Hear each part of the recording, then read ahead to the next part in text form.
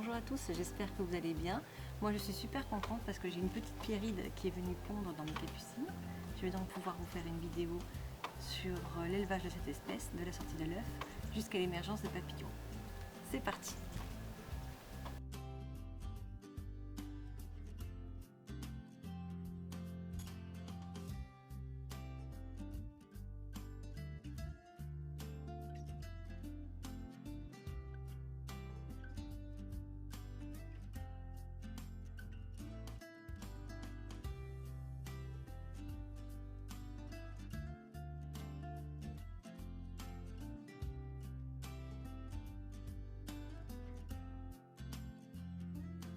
Alors, nous allons vérifier si cette petite pierrite de la rave a bien laissé quelques œufs sous les feuilles de mes capucines. Alors, hop. Et oui, ici on a 3 jolis œufs.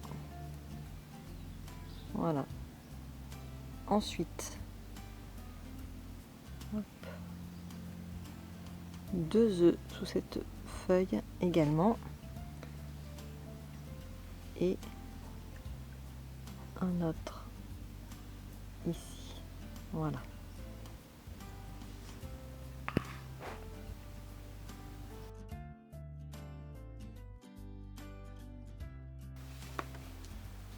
Voilà, j'ai préparé une petite boîte d'élevage et maintenant je vais récupérer la capucine sur laquelle la petite femelle a pondu.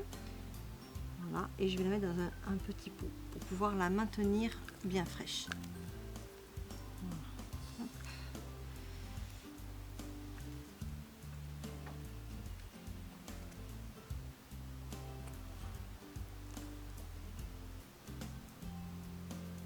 Voilà donc pour la première capucine. Et j'ai vu qu'elle avait pondu sur d'autres petits pieds de capucine, donc on va aller en récupérer un deuxième.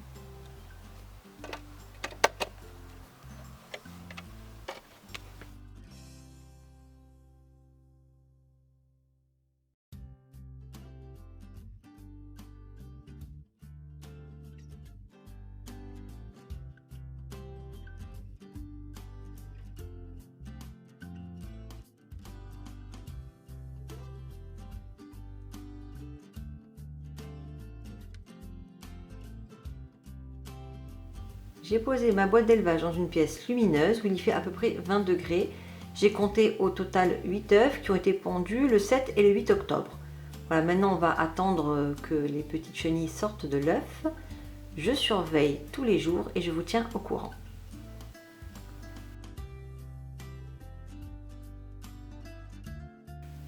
Ça y est, 5 à 6 jours après la ponte, quelques chenilles ont commencé à sortir de leur œuf. Alors on en a une ici, le petit trait jaune qu'on peut voir là, minuscule. Ici on a encore 2 petits œufs qui n'ont pas encore éclos. Et là, encore une petite chenille. Il y en a aussi 2 sur cette feuille. Hop. Une première là et une autre ici.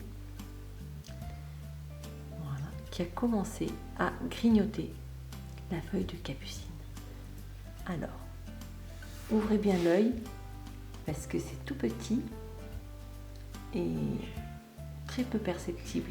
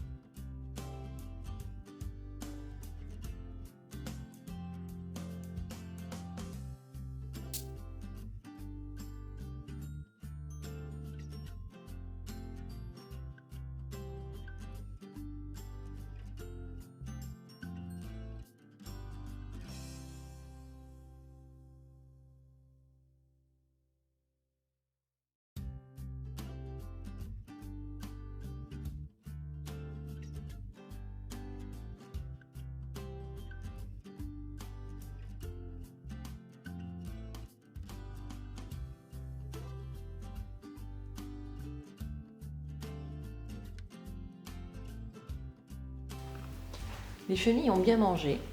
Les feuilles de capucine commencent à être toutes dentelées, comme celle-ci par exemple, ou encore celle-là. Et les chenilles en sont pour la plupart à leur deuxième stade. Elles ont fait déjà 2 mues.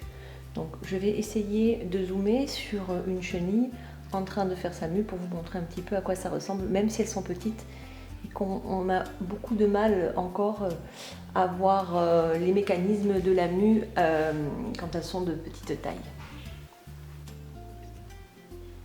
Voilà, ici une chenille qui est en train de faire sa deuxième mue. C'est pas évident à voir, mais on voit qu'elle s'est isolée dans un coin de la feuille.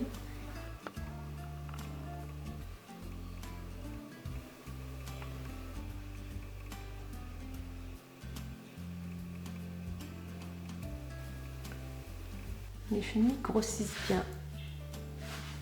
Il est vraiment temps que je leur change leurs feuilles de capucine. Parce que là, elles mangent à une vitesse.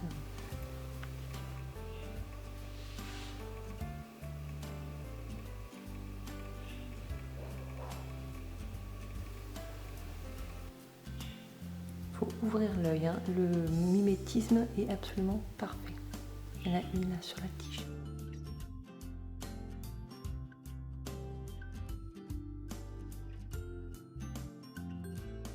Les chenilles ont bien grossi et mangent de plus en plus les feuilles de capucine. Il va donc falloir les remplacer. Donc au départ, je voulais mettre des capucines coupées à la place des capucines plantées. Et finalement, j'ai trouvé un petit pot avec un pied de capucine suffisamment petit pour pouvoir le mettre avec les autres dans la boîte d'élevage. Donc je vais vous montrer ça tout de suite. Hop, le voilà. Donc, je vais le mettre dans la boîte d'élevage. Hop. Et essayer de le caler avec les anciens petits pots. Voilà, hop. Faire de la place pour pouvoir rentrer tout le monde.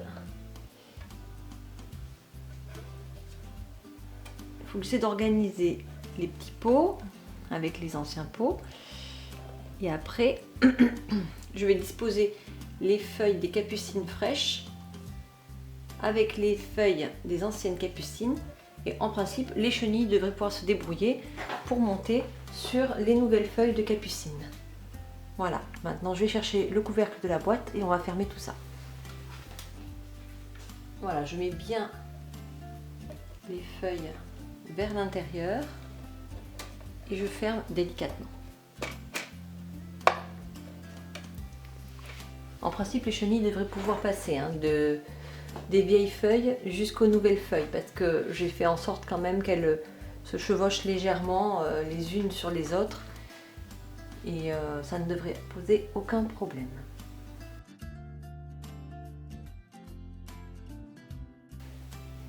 Nos chenilles de Pierrick grandissent très vite. Elles sont déjà en train de faire leur 3e mue.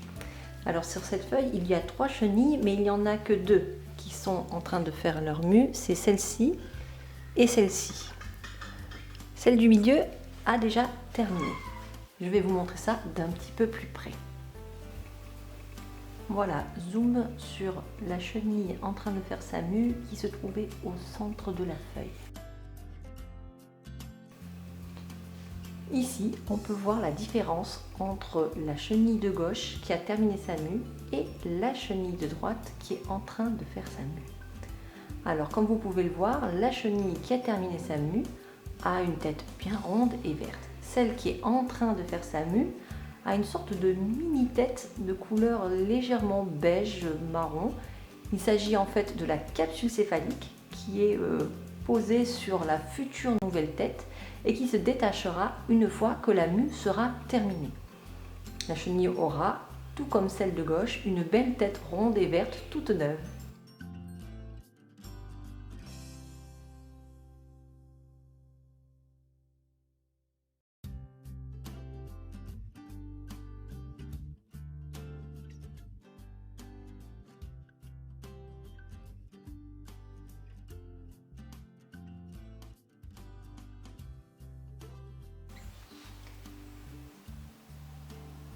Certaines chenilles sont en train de faire leur 4e mue.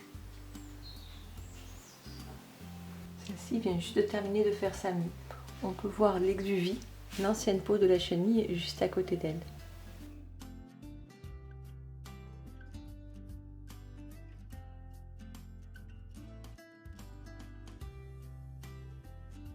Vu que les chenilles grossissent de plus en plus, elles mangent de plus en plus et il faut renouveler les capucines.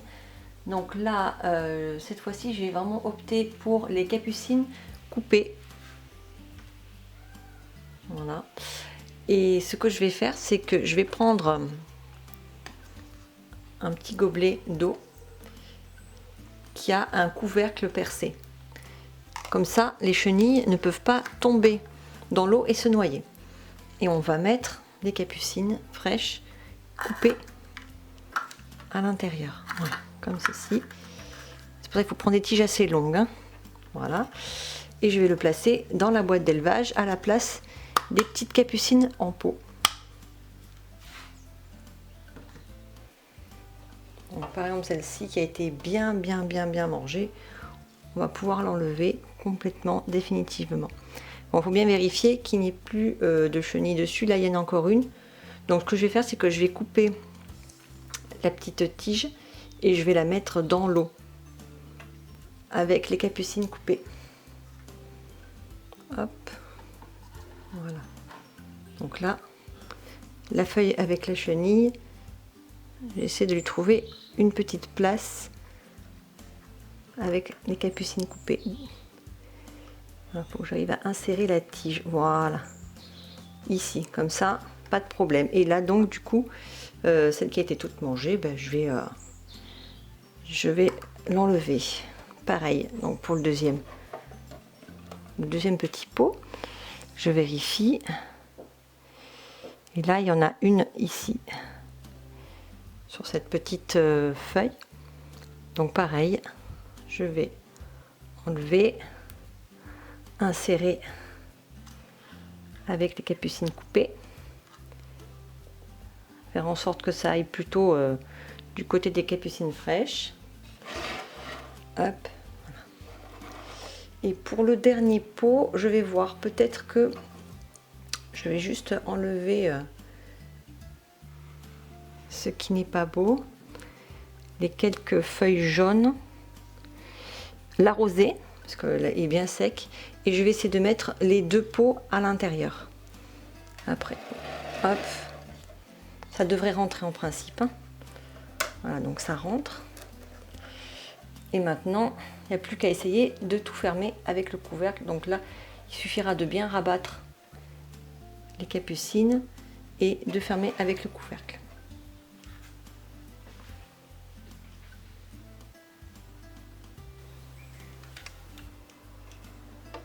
Et voilà, tout est rentré dans la boîte. Elle commence à être un peu petite, donc il est possible en cours d'élevage de changer de boîte et d'en prendre une plus grande. Peut-être que c'est ce que je ferai la prochaine fois. Là, ça va encore, c'est juste, mais ça rentre. Donc j'ai compté 8 chenilles.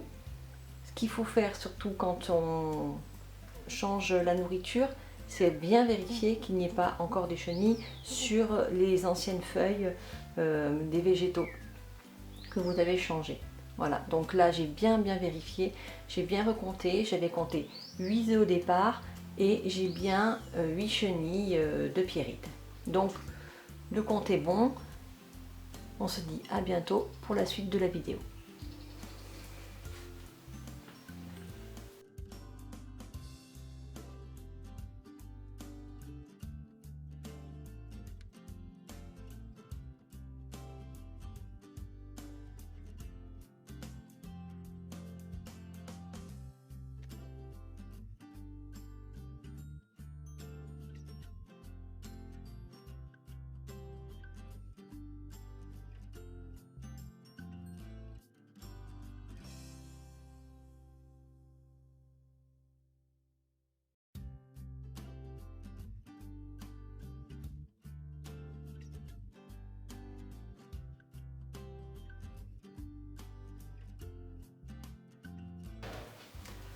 Aujourd'hui, j'ai transféré les chenilles dans une boîte d'élevage plus grande. Ça évitera que certaines chenilles se blessent entre elles accidentellement par manque de place et permettra un meilleur développement de l'élevage.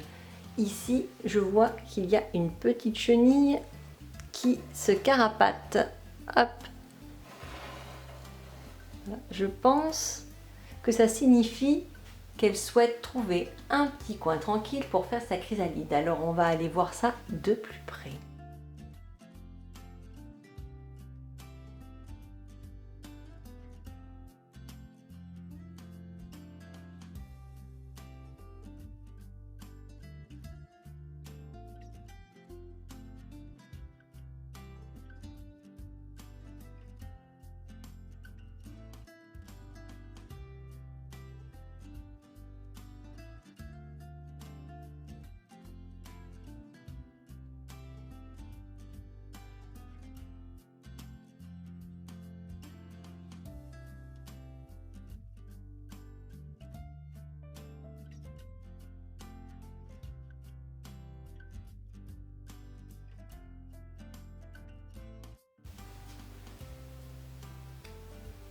Ça y est, certaines chenilles ont trouvé un coin qui leur plaisait pour pouvoir s'isoler et commencer à se transformer en chrysalide. On appelle cette phase la prénymphose. Alors, on va essayer de voir un petit peu plus près comment ça fonctionne. Ici, on a une chenille qui a décidé de se fixer contre les parois de la boîte d'élevage. Alors, il faut savoir que les chrysalides de Pierride sont des chrysalides ceinturées. C'est-à-dire que la petite chenille a fabriqué d'abord un tapis de soie sur lequel elle a fabriqué 3 petites amorces de soie. Donc il y en a une ici à l'arrière, puis 2 de part et d'autre de la chenille. La première petite amorce sert à fixer ce que l'on appelle le crémaster. Puis les 2 autres petites amorces servent à fixer ce qu'on appelle le fil de sûreté. On peut le voir là, il est tout petit. Il ceinture solidement la future chrysalide.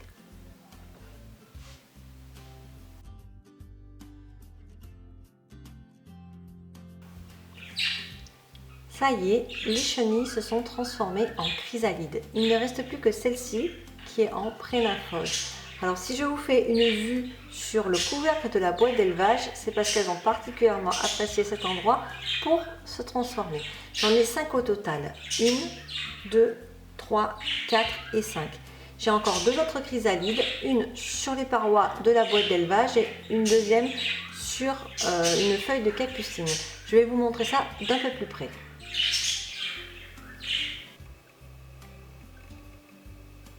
Les chrysalides peuvent avoir plusieurs couleurs. Ici, on a 2 chrysalides vertes. Si on observe bien sur la première chrysalide, on peut voir l'exuvie, l'ancienne peau de la chenille à l'arrière de la chrysalide, ici.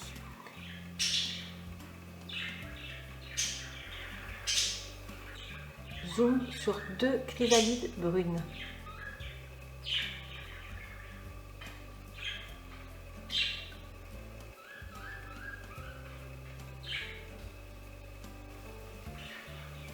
Celle-ci est particulièrement sombre, c'est celle qui est sur la feuille de capucine. La chrysalide qui est contre la paroi de la boîte d'élevage est beige clair.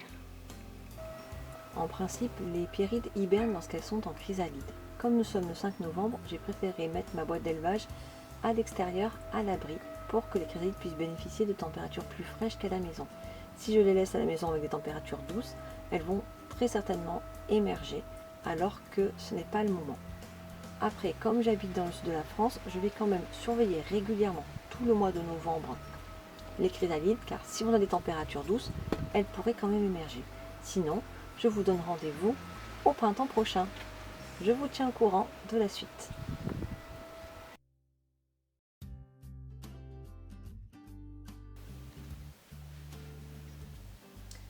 Belle surprise ce matin en ouvrant la boîte d'élevage, 2 papillons sont sortis de leur chrysalide. Ici, il s'agit d'une petite femelle. Les ailes sont suffisamment transparentes pour laisser entreapercevoir 3 points noirs. C'est ce qui va nous permettre de différencier les mâles des femelles. Celui-ci termine de faire sécher ses ailes. Lorsque le papillon est sur le point d'émerger, la chrysalide devient transparente. On commence à distinguer la couleur des ailes du papillon qui sont légèrement blanches, son abdomen, ses yeux ainsi que sa trompe. Autre exemple d'une chrysalide qui est en train de devenir transparente. C'était une chrysalide de couleur verte. Ici, on peut voir que l'aile du papillon est en train de se dessiner tout doucement. C'est signe que l'émergence est proche.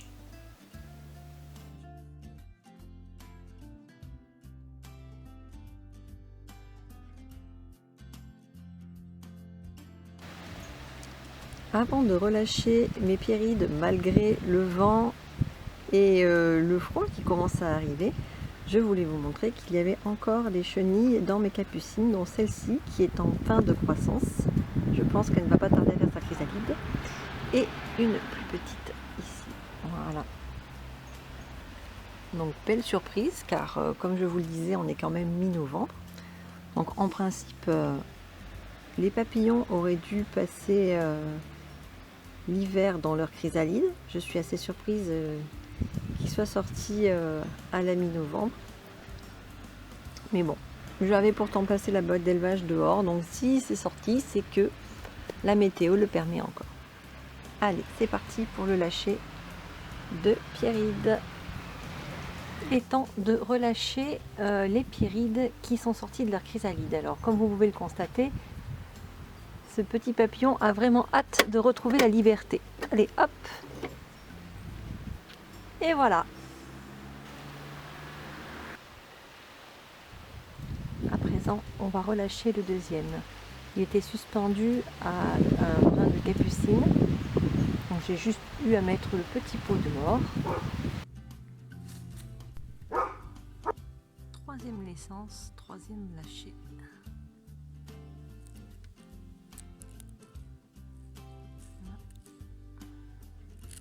Une jolie petite femelle que nous allons relâcher.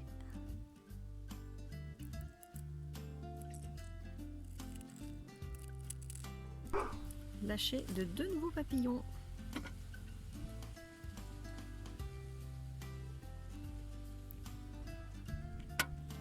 Voilà, encore un ici.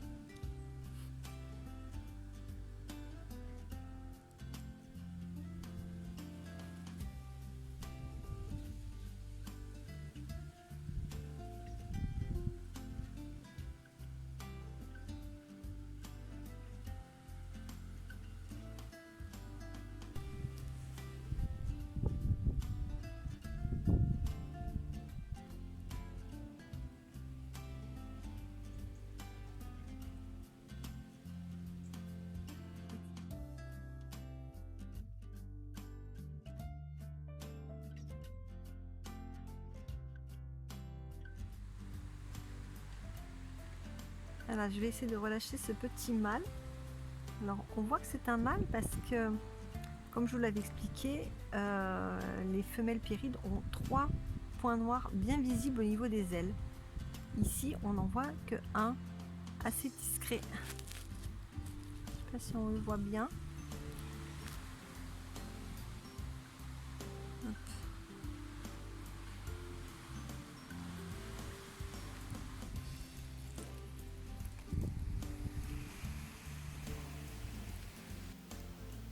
Ça y est, le dernier papillon est né. On va donc le relâcher. Je pense qu'il est impatient. Voilà. Et voilà. Notre élevage de pierrides est terminé. Je pense que ce seront les derniers papillons de la saison, car on est déjà fin novembre et il commence à faire bien froid. D'ailleurs, mes capucines ont pris un bon coup de gel, mais j'ai quand même pu observer quelques chenilles qui sont encore en train de bien grandir et qui sont en pleine forme malgré le froid. Je pense qu'elles se transformeront en chrysalide et que les papillons émergeront au printemps. En attendant, je vous dis à très bientôt pour une prochaine vidéo.